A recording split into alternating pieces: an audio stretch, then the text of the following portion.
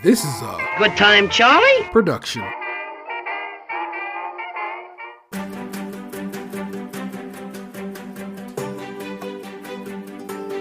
On your marks, get set, play.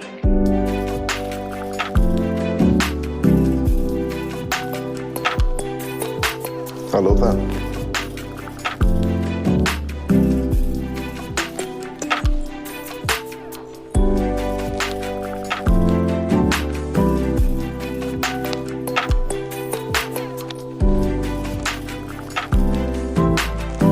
Good favor.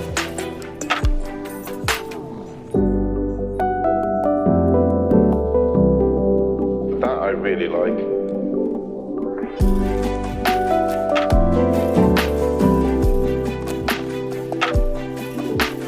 That is delicious. Welcome back to the tent, everybody. It's Competition. We're a Great British Bake Off podcast. Joined by the homies, Nick Jew. Ain't no fun if the homies can't have nothing. And the 216's on Big Anthony. I would like a slice of some of those pies tonight. Especially like I was straight up asking, you make that potato pie, Mike? I think I can get that done. That Dauphinoise, whatever, I would eat the hell out of that. Oh, I'm your host, Dinner0713. Sorry. I don't be introducing myself because it's kind of necessary. I went from not introducing y'all to not introducing me, and I guess, I don't know, it works. Look, if somebody got to not be introduced, I'm probably the one that probably shouldn't be introduced. No, you do all the work. So Series 14's episode 5. It's a double elimination pastry week, 57 minutes long. I enjoyed Prue and Allison's little cake bit. It was very cute. I'm so inspired that I made this beautiful, highly decorated, moist fruit cake. And I'm like, where's this going? And then I'm like, that played out well. I'm happy with that. You know what the deal is, you know what I'm saying? We're going to talk about Bake Off. It's going to be a great time to be had here. Each week we come to you with just a little bit of news, just to have a good time with, you know what I'm saying? And we call that particular segment, Bakers Make the World Go Round. And then when I say it, I push play.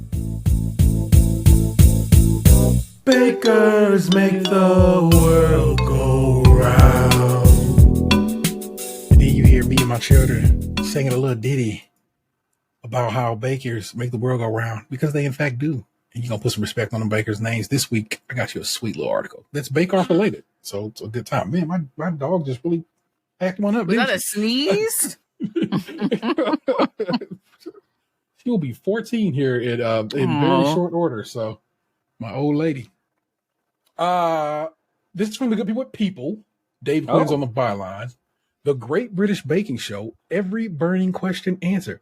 Oddly enough, Aunt sends me a story today that says the Great British Bake Off, 20 questions that you want to answer. So it's just going down. These articles just happen to be being put out there right now.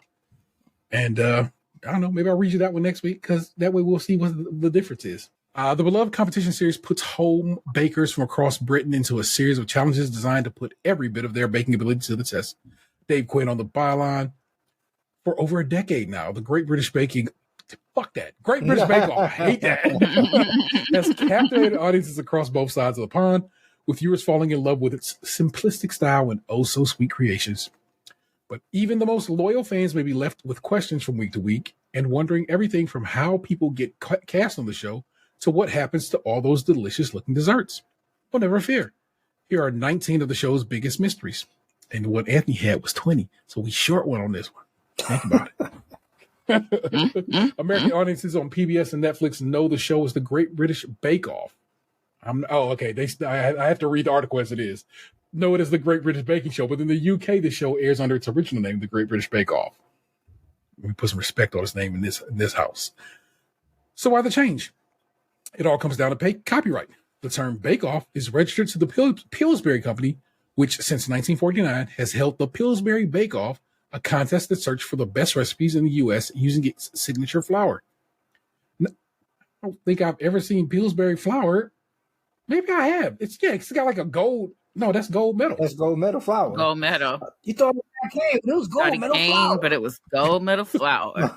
I'd be Y'all was on that shit. That's all that was. Now I gotta look for Pillsbury flour.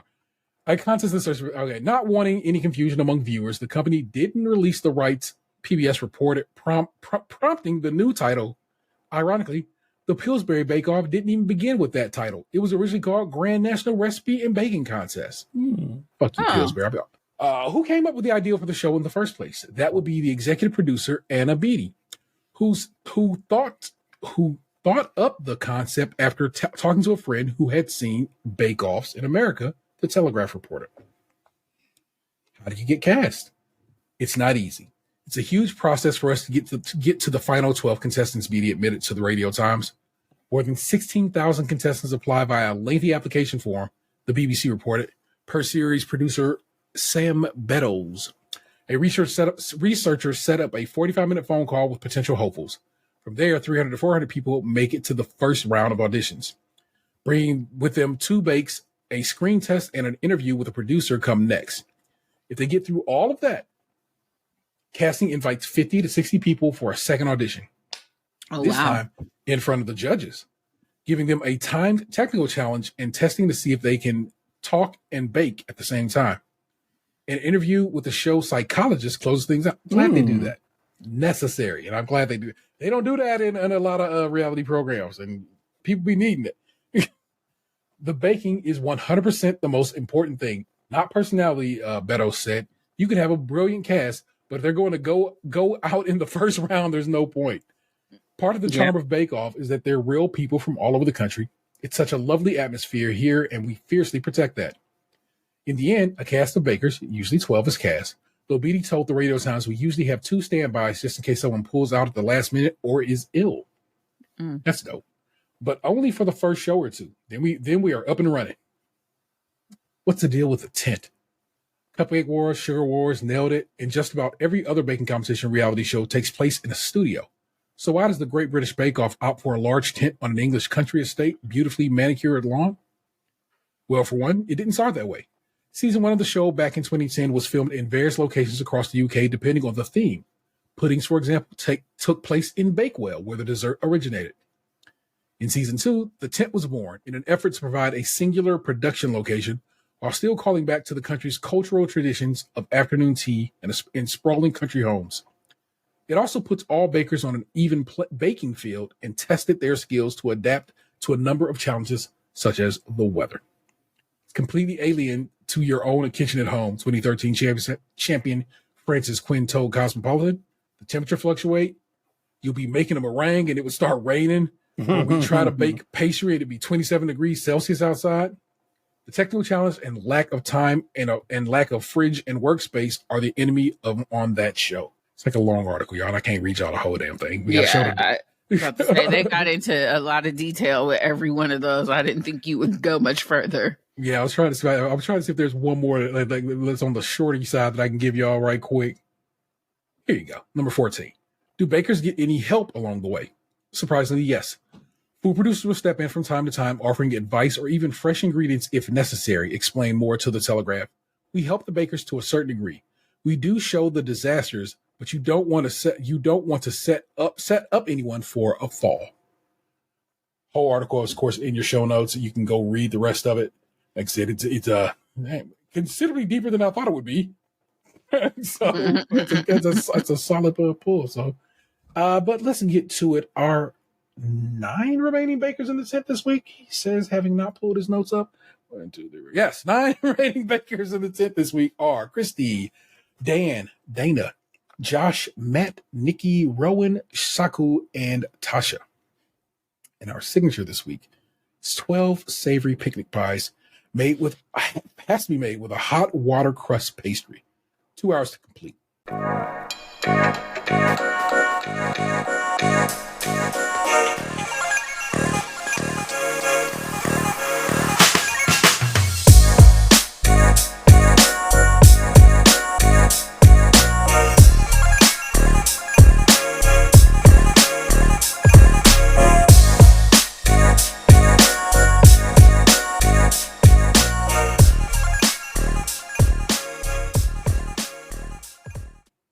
I want to say that I called I was going to say that you called this. You made this happen.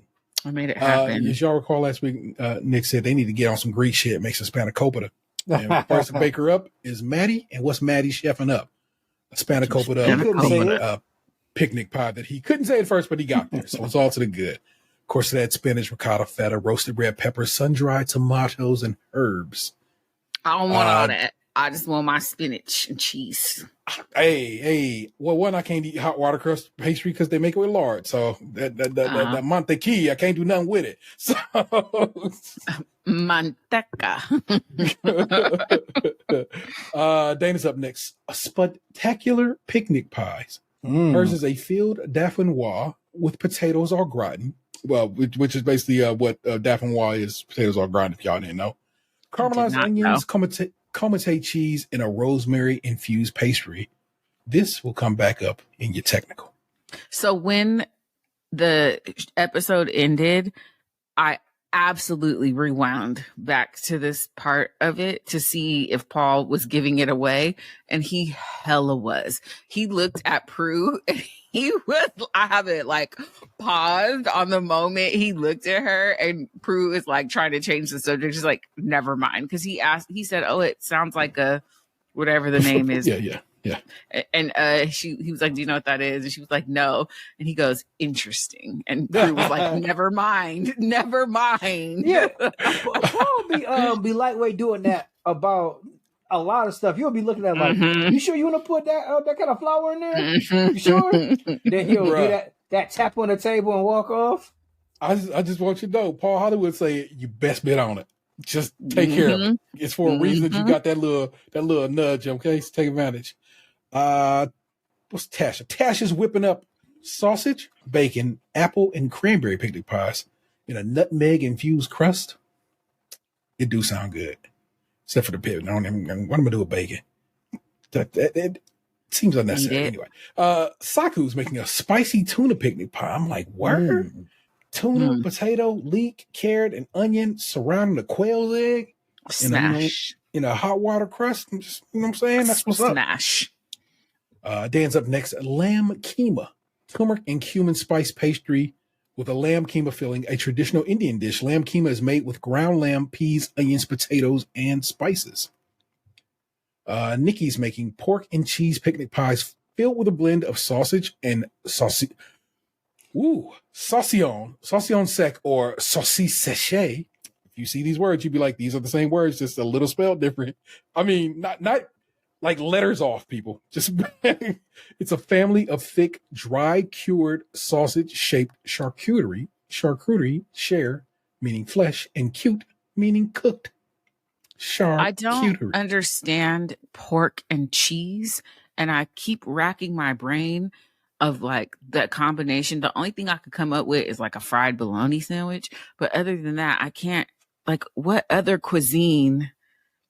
Dude, pork and cheese. Think it for just a little bit. Come on, I got you. You know what you got in your head.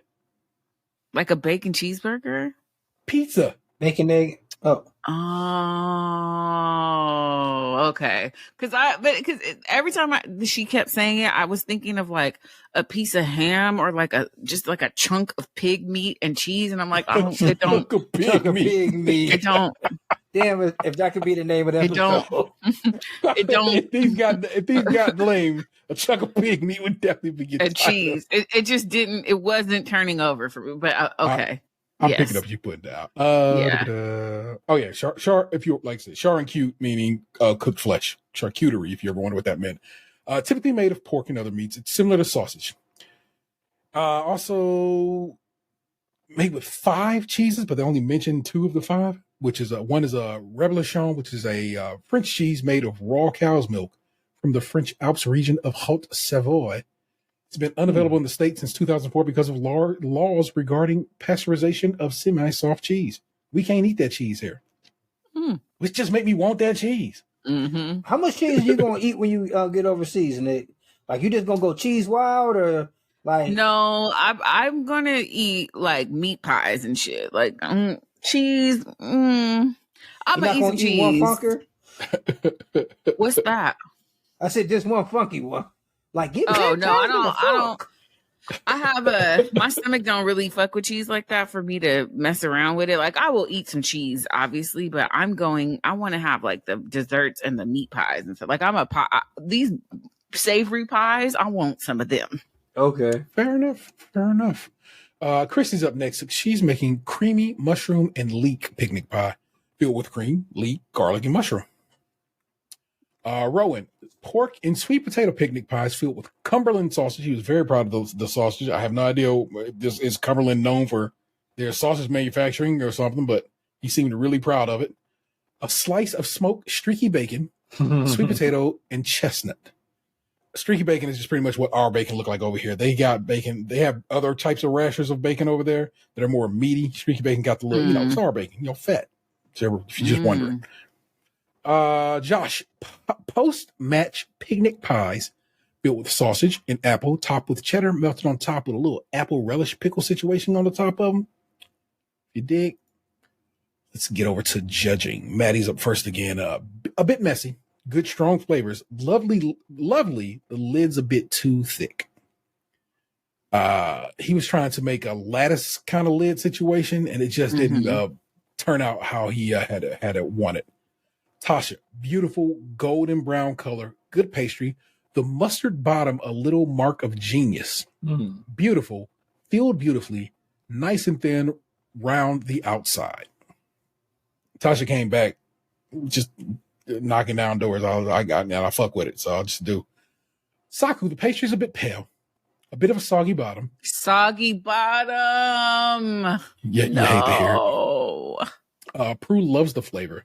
The filling is nice and moist. The pastry needs to be thinner and less soggy. Dan, a bit ripped and all over the place.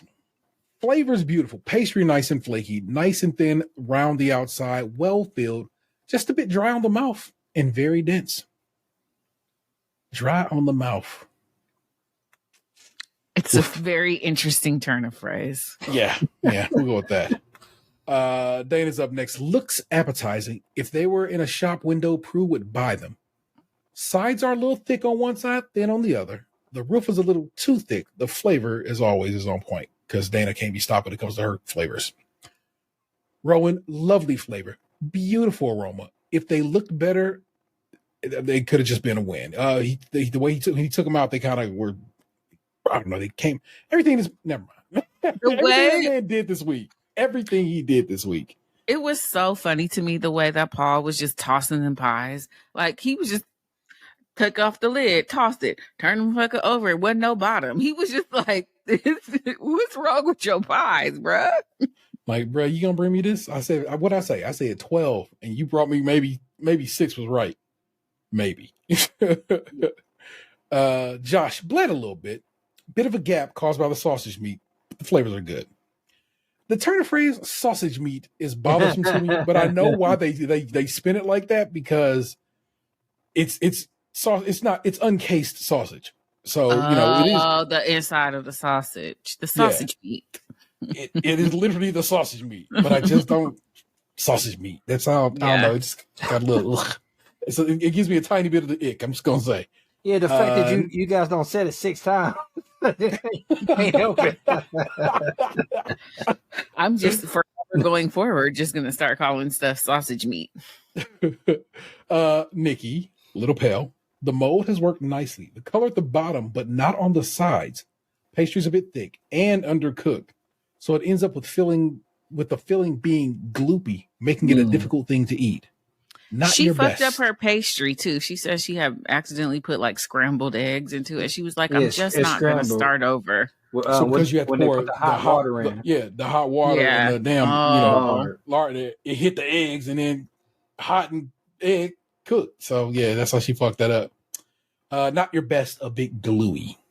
So, but she started over. She said she started over. She made that over. Oh, I thought she said she wasn't going to start over. No. She said, I'm going to check it and start over. So I'm like, good on you. Okay. Christy, look even, nice and brown, beautifully moist inside. Moistness, flavor in a small area with a lattice top that looks so nice. Earns Christy the third handshake of this series. A Paul Hollywood handshake. It has to be respected. She was lightweight, lights out this week. So But wait, was she? Right. Yeah. Okay.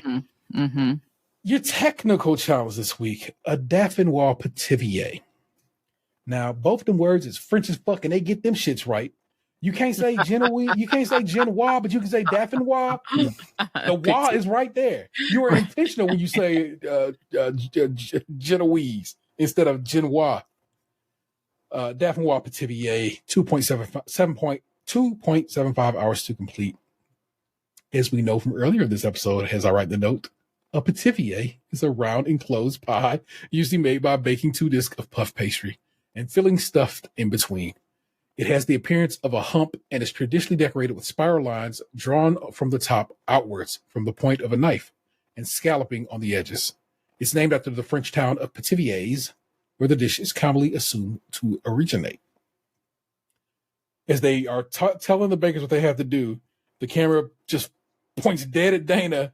She looked back at Dan like, wow. Because it's like, well. You just made this. You just made this in signature. You better do real good here in technical. Remember last week we said we're going to discuss what they're actually testing, and Paul and Prue sat down to say what they're actually being tested on is the pastry itself, because it requires lamination and basically has to have a certain situation to it. Yeah, Pastry week. It was quite disheartening to hear how many times, oh, these potatoes are still raw. That was just like, oh man. Like we said, I think last week, they're a little too loose with the term raw. Yeah. Maybe just maybe they need to get to the word undercooked. Yeah. And we'll be better for it. Also, they be too hard on the word over. No, they'll say burnt, and it's just like, that's not burnt. Burnt is a whole nother level of whatever. Mm-hmm. So I think I'm gonna start a count, especially when we Lord willing next season, like how many times I hear gloopy or stodgy, the stodge count, because I gotta tell you, stodgy has not been thrown around to a bunch of series yet. Well, they not this particular episode, but this episode was raw with the extra R at the end. But yeah. All right, let's get over to the judging.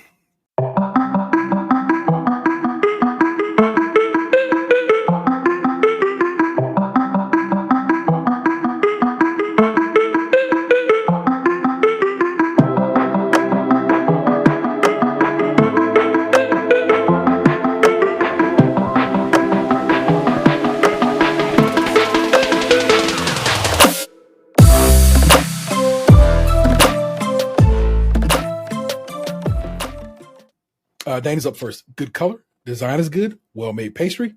The saltiness of the blue cheese sauce balances beautifully with the bake.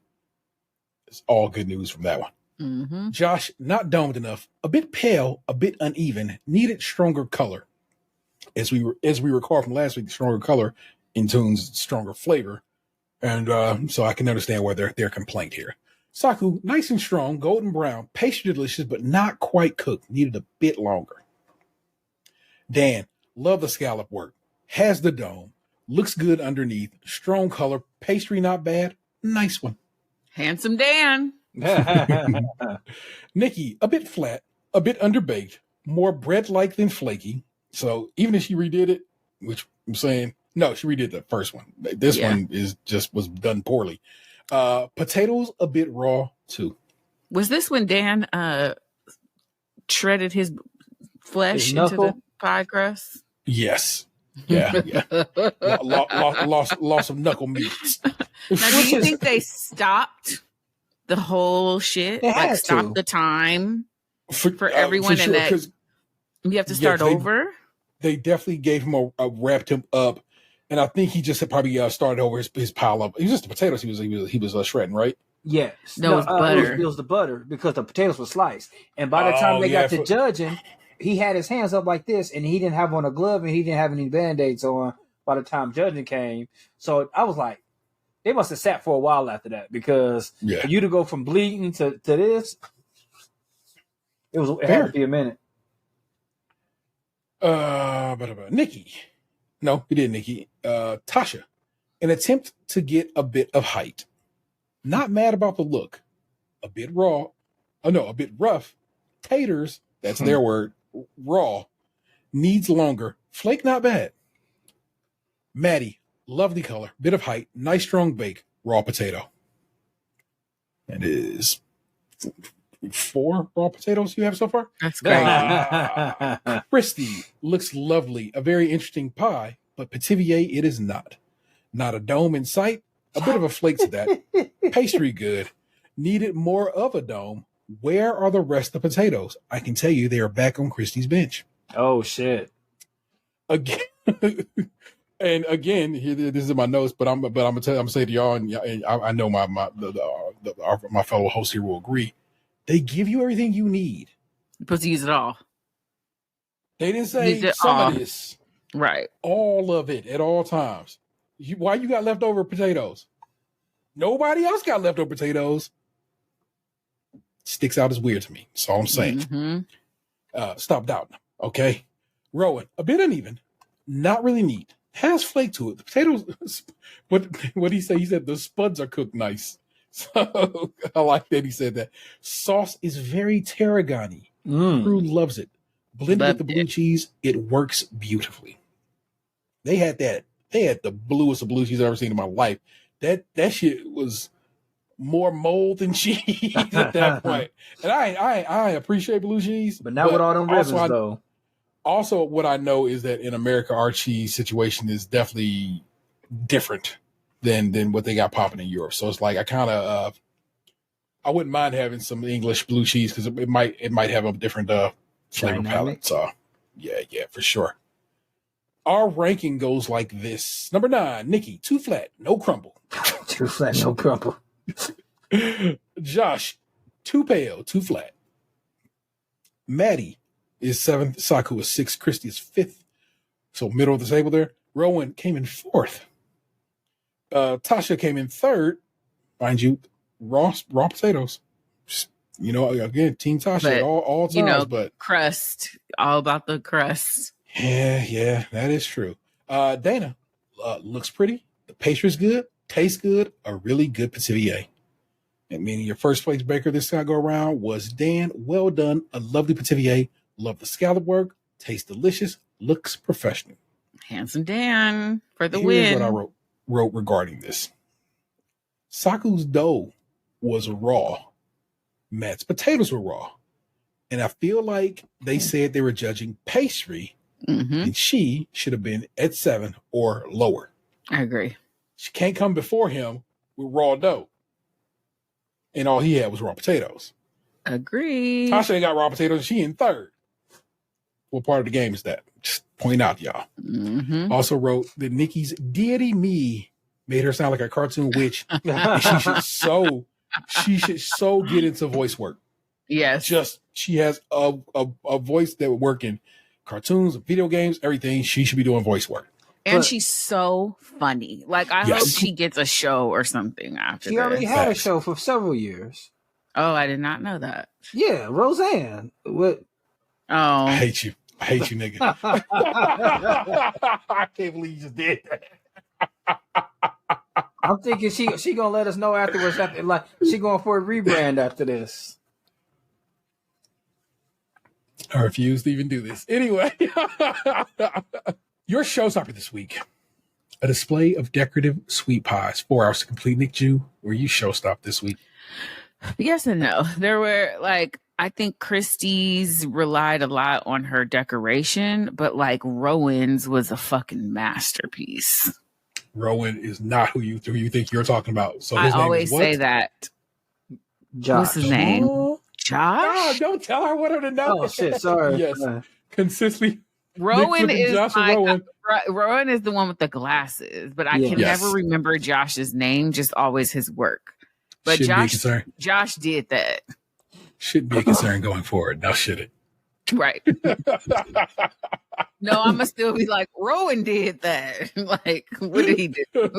Yeah, Josh is the J. Cole of the tent.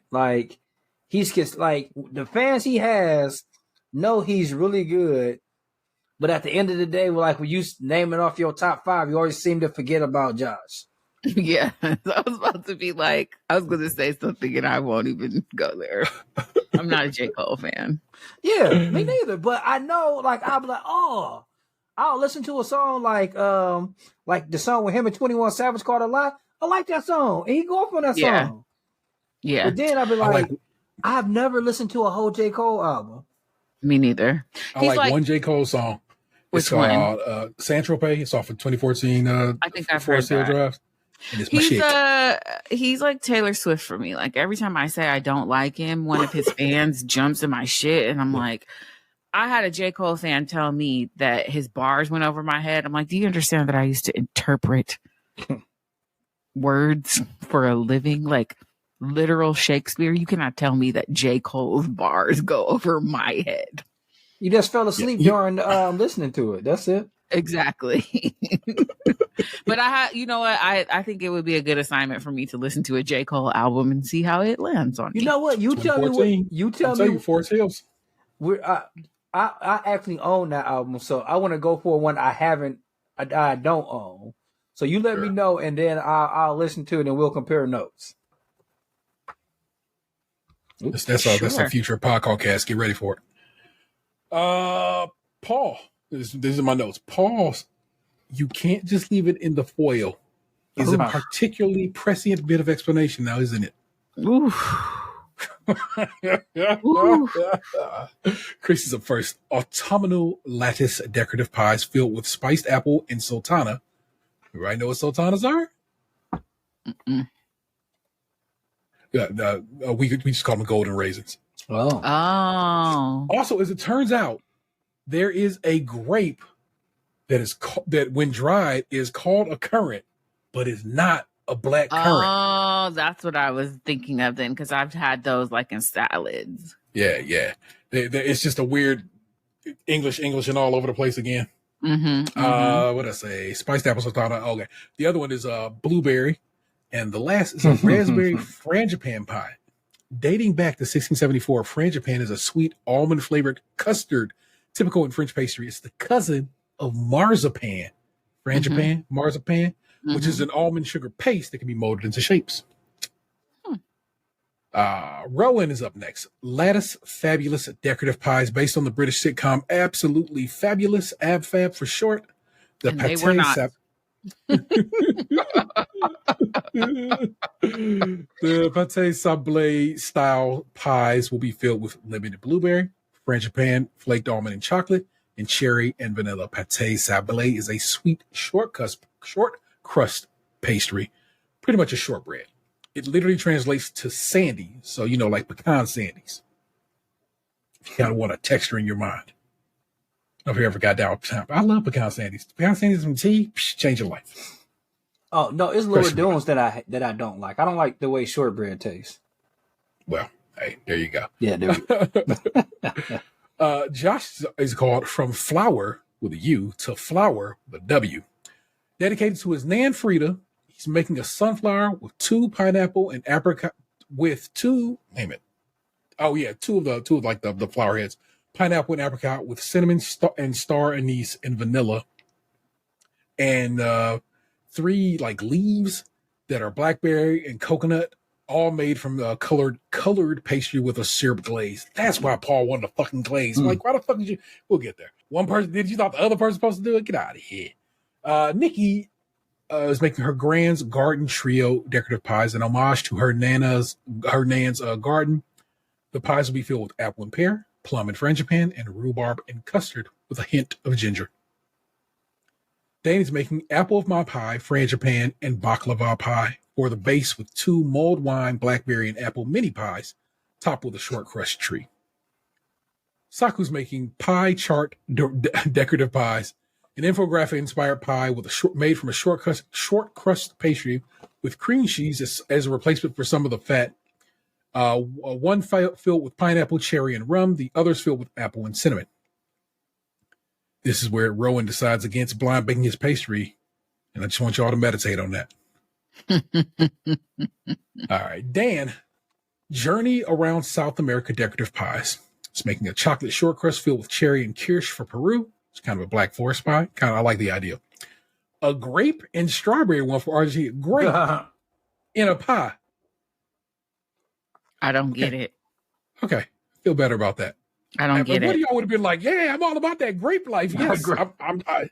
I mean, it's going to bake down to basically jelly, which is like, which why? basically makes you have a Welch's jelly pie. Yeah. I know it. I know to taste the Welch's. A lemon and lime short crust filled with tropical fruits, including mango, papaya, and pineapple for Brazil. Tasha's up next. A sea or ski decorative pies. A sea themed pie will be filled with apricot and ricotta. The mountain themed pie is a blueberry short crust filled with chestnut and blueberry, and a pecan and bourbon pie with a little BSL signpost pointing to the sea and or the mountain. It's kind of dope that she did that. British Sign Language, folk. I don't know, just in case you didn't know that. I'll just throw that little addition in there. Maddie's making a ski trip decorative pies.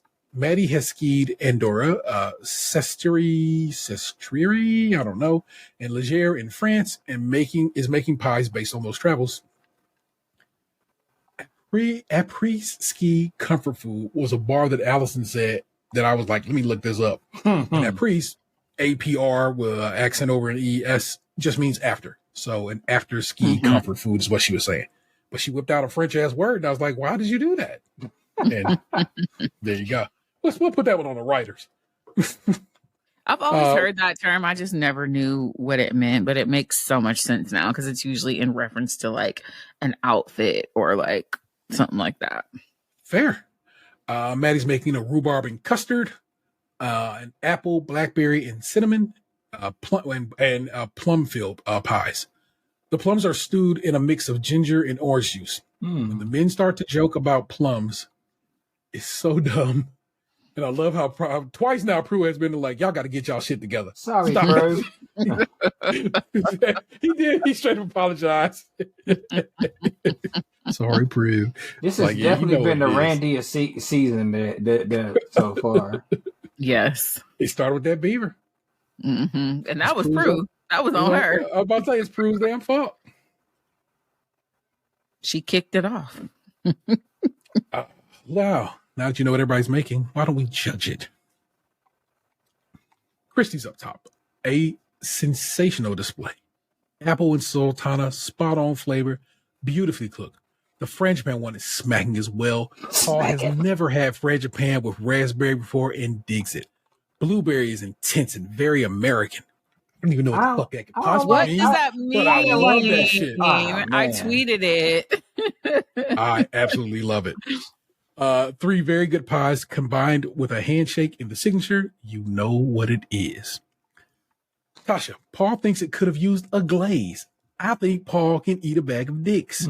I kind of agree with him because it looks ruddy is what I think. Rough and ready is what Paul says. I don't agree with that. Then, of course, so here as I go on. And now what I wrote in my notes is, on this point, we disagree as I think they're little works of art. But I understand he holds certain bakers to a higher standard. Yes. I think they look ashy. That is the right word. That is so accurate a description. Yeah, they look ashy. You just maybe have to fucking agree with Paul, Nick. Thanks. I don't find them rough and ready, but in the next shot they show Dan's and his was like glaze, and it's just the difference of like hers looked kind of ashy. Yes, you're absolutely correct. But of course, Paul likes the pecan pie. Beautifully crispy.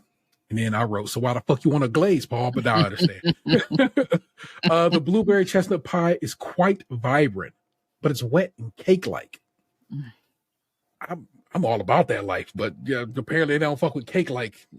The sea pie is a lovely texture, tastes delicious. Paul loves the tartness from the apricot. Tartness will come up again in a little bit. Dan is up next. Cherry pie filling is good, but the chocolate crust ain't doing it. It's a bit sandy and dry.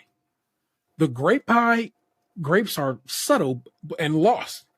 And so I assume the strawberries is winning that battle because it's grapes and strawberries in that pie. But I don't know. I don't think either one of those fruits have a lot of punch to them. So I can't understand how one could win out over the other, but apparently it did.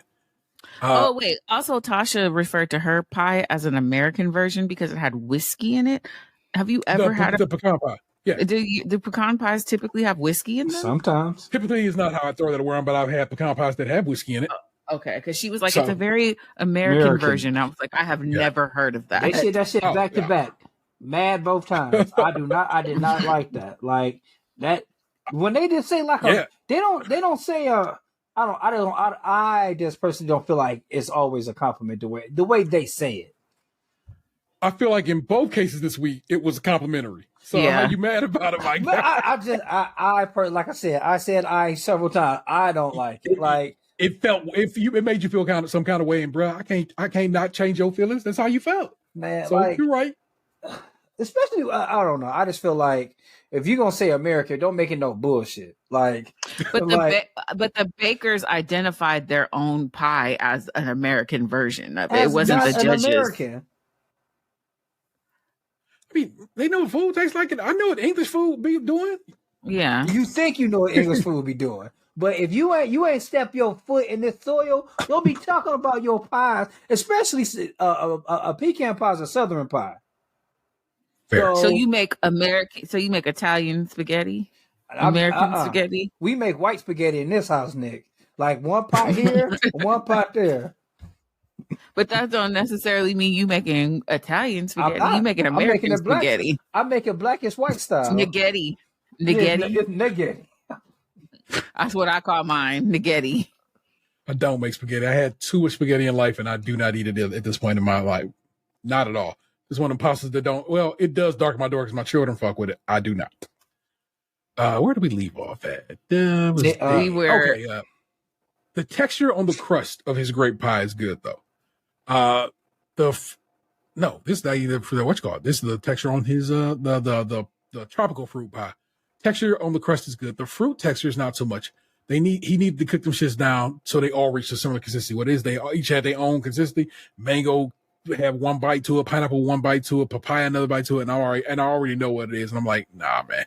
Yeah, all those either all of them got to get cooked, cook them down, or leave some of them up. I don't know what you got to do. Mango has a softness to it. Which one would you aim for as your texture point? Definitely not mango. I was gonna say, I guess you'd have to. It's the softest one, right? You ain't gonna make it harder. So I think everybody got to be mango consistency for that reason. And he made a chocolate pie crust, which is they didn't like it. interesting for like fruit pie. Yeah, it was dry because you got to add cocoa powder, and that's always a hard thing. Yeah.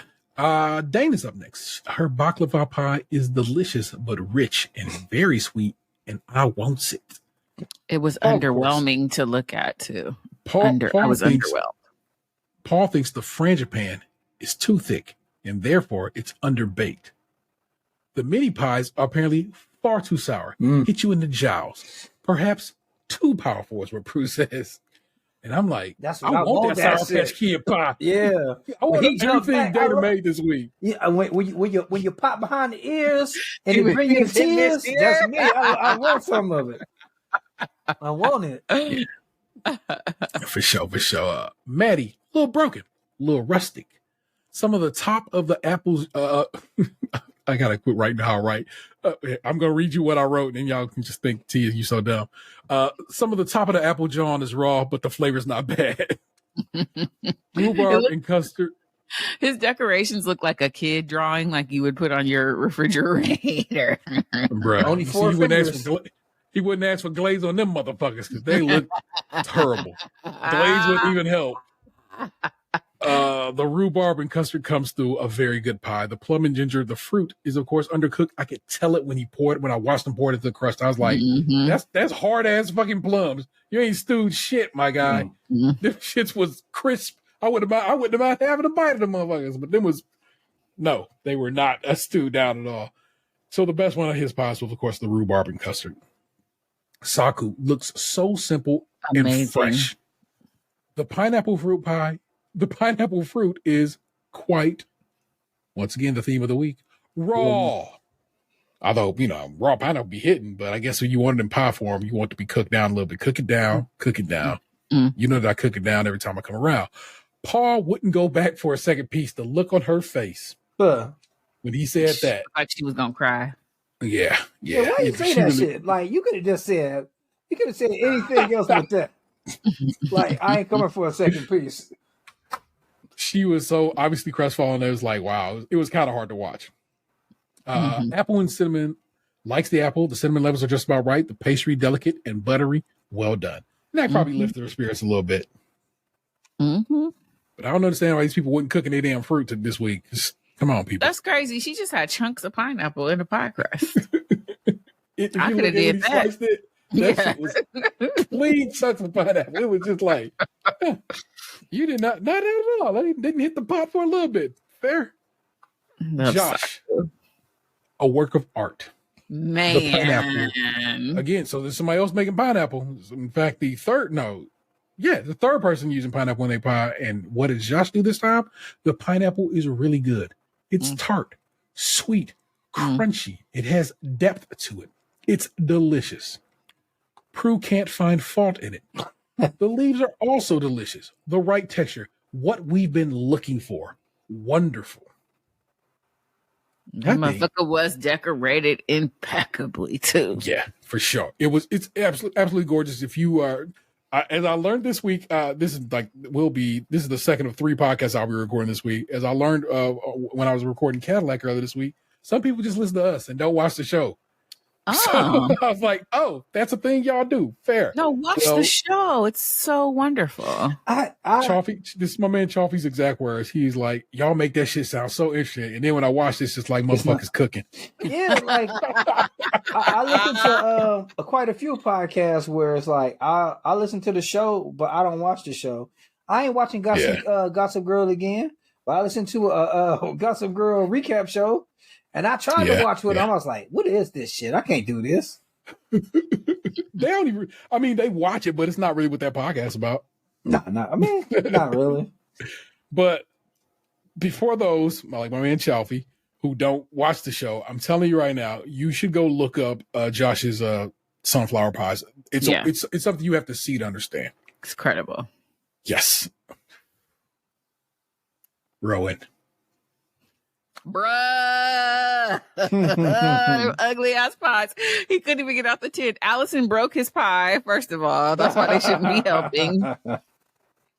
That shit was ugly. And it was just soup inside. It was super bleeding. Mess. I'm bleeding. Patsy's pretty perfect. Eddie less so. Because these are the characters from Absolutely Fabulous. Paul can't even get it out. Nothing is set. This is in regards to the filling. The pastry is good, crisp and short, but it looks awful and very clumsy. The lemon and blueberry, very clumsy. The frangipane one is too solid and dry. His face. No, he knew. He did know. He knew when those shits wasn't coming out the damn tin what it was. And you knew he knew. And I'm just grateful that man graduated uni a week before this. Okay. Got some celebrations that he could have. Nikki is our last baker this week. Very pretty. Beautiful gowns. Gorgeous gowns. Exactly what it was. For the apple pie. Paul's never had a dry apple pie before. Oh my God. In heaven. Thinks it being so open is what dried it out. The rhubarb one's the rhubarb one's filling is good, but the pastry is too thick for that filling. So there isn't much of that good filling to enjoy. Oh my God. The French bread is good, punchy flavor, nice thin pastry. The plums on top are good too, nice flavor. So she walked away with 1 good pie from 3. Woo.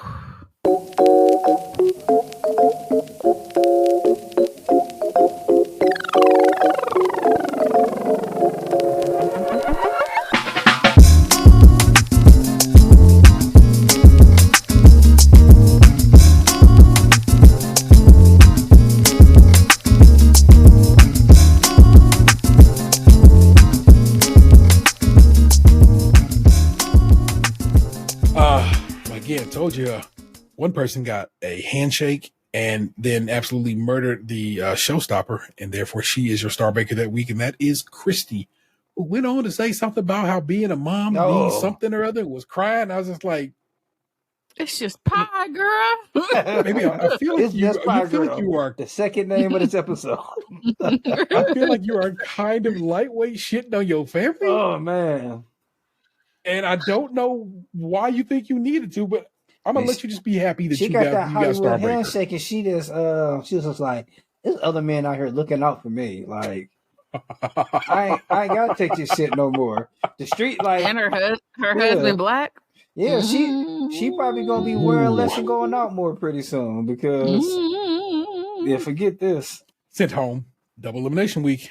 I think you know who went home. It's the people who were just here at the end. Obviously, Rowan. One whose pie couldn't come out of a 10, and one who managed to make a dry apple pie. Nope. I too am impressed with that. This shit is kind of magic. Those pies That were is, not Rowan. absolutely fabulous. Rowan and Nikki were sent on their merry way, and like I said, I feel like Rowan could have gone home multiple times during this show, so kind of whatever. And also, I told y'all Nikki could have went home at least three of these 5 episodes. She was like one of my favorite personalities in the tent. Yes. Prue threw her a little shade, like, lovely girl, but bitch can't bake.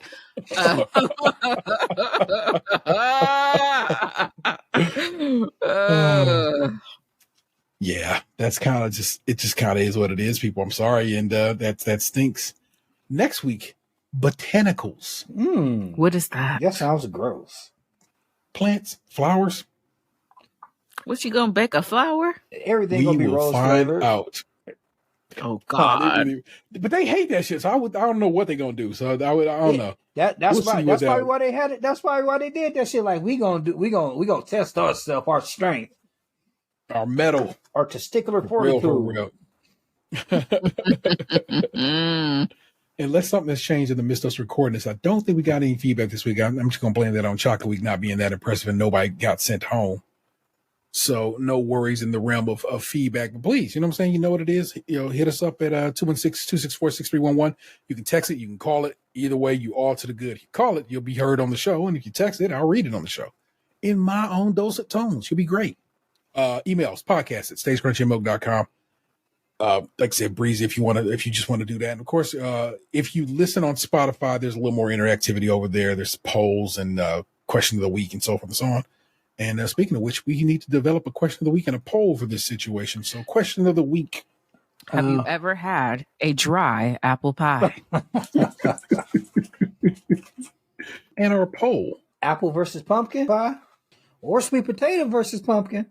Now you know how we get down. It's gonna just be us. No, Nick like pumpkin. Oh, you could put all three. You could put all three: pumpkin, sweet potato, or apple. There we go. Your poll of the week. Or a The turducken. fall pies. I'm actually probably gonna put 4. We'll add pecan to that. Oh, there you go. With or without whiskey. I've literally never heard of whiskey in a pecan pie. Well, But I've it's heard not of like I eat pecan like pie all the time. bourbon pecan pies. Yeah, it's bourbon. It's exactly what it is. Yeah, Which I just got. I think I've had it once. Some bourbon vanilla extract from Trader Joe's. Oh, it's entirely too sweet of a pie for my taste. And that's how supposed to be salty a it's little interesting bit. because what bourbon kind of cuts that sweetness a little bit. Okay. Or Okay. And it's supposed the nuts are supposed to be a little salty to contrast. Salty true. nut. You use salted pecans if you whipped it up. That would be probably a better way of doing that. Little salted pecans. I wonder if that would fuck with the consistency of the The gel? the filling. Yeah, whatever that is.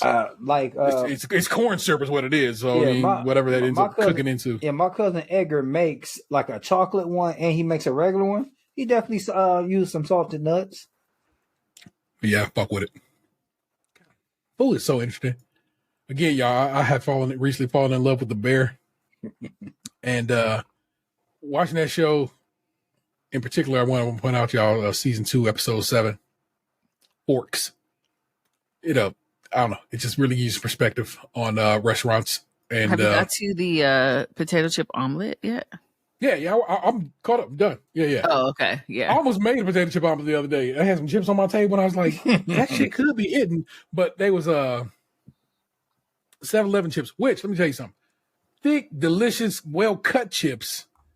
The flavor, it was supposed to be like sour cream and cheddar, and it just wasn't sour cream and cheddar and like Lay's flavor do. Not hidden. but the chips themselves were like very quality chips. I was very impressed with what 7-Eleven is pulling off, and they store brand chips. As far as how many was in the bag, it's a very well filled bag. Chips was massive, big old well sliced potatoes. Okay, good crunch to them. I'll tell you right now, you might want to fuck with some 7-Eleven chips. Walk down there and get me a lottery ticket and some crisps. That's what it is, people. Again, next week is Botanicals week. We will discuss that with you then. And until I forgot, we came with a catchphrase last week. What was it? You said something so smooth too. I forgot what it was. There it goes, people. I had to go listen to the last 10 seconds of our show from last week to tell you to continue to bake with us. We'll catch you next time. Did I let y'all go? That's Ant. That's Nick. You know what it is. Yes. I'm Tyrell. We do this. Catch you next time. Pieces.